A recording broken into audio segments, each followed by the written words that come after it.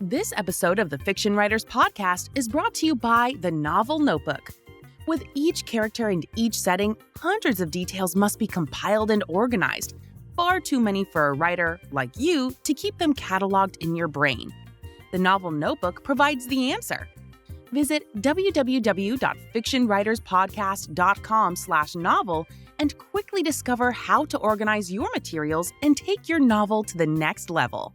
Welcome to the Fiction Writers Podcast with Lana McAra, where you will discover tips, tricks, and ideas for fiction that is #unputdownable. Here you'll find new energy, new perspectives, new resources, and new ideas that will spark your creativity into a blaze of brilliance. It's easier than you think. Be sure you visit our website at www.fictionwriterspodcast.com.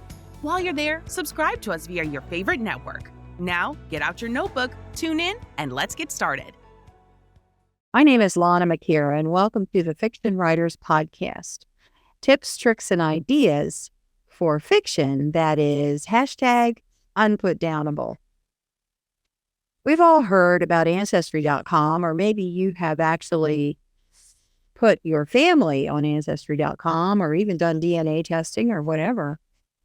But I had an idea this week because of someone I met at the writers group.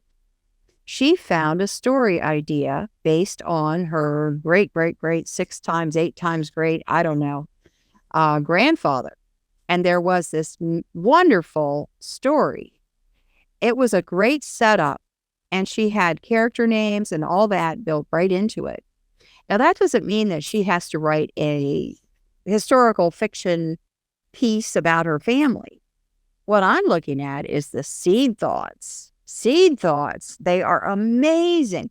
And even if you don't use them, you can save them in your journal for when you needed an idea at some point. So think about your history. Do a little cruising around ancestry.com or one of those other family sites and look at the stories, the notes that people have put in. There is amazing ideas because truth is stranger than fiction. And then when you do base your story on some situation, you can say loosely based on a historical incident or something like that, so that people know that it is based on truth. And that's fine. It also is a selling point. And then when you come to sell your book, you can talk about, oh yeah, I was doing the research and I found this and I found that. And then I flipped it around and I changed it up, and that's where the story came from. And so then you've got marketing behind it as well. And don't just limit yourself to your own family history. There was a TV series, a reality show called Who Am I? Or Who Am I Anyway? Or something like that, where these celebrities would go and do research on their families. Watch that. Watch that show. Look at the situations. Look at the nuances that are in the relationships and the storylines and so forth. Find out about people. Find out about people in your own history, someone else's history, and you will have more ideas than you could ever write in your lifetime. I hope that helps you today. My name is Lana McAra. Thank you so much for stopping by.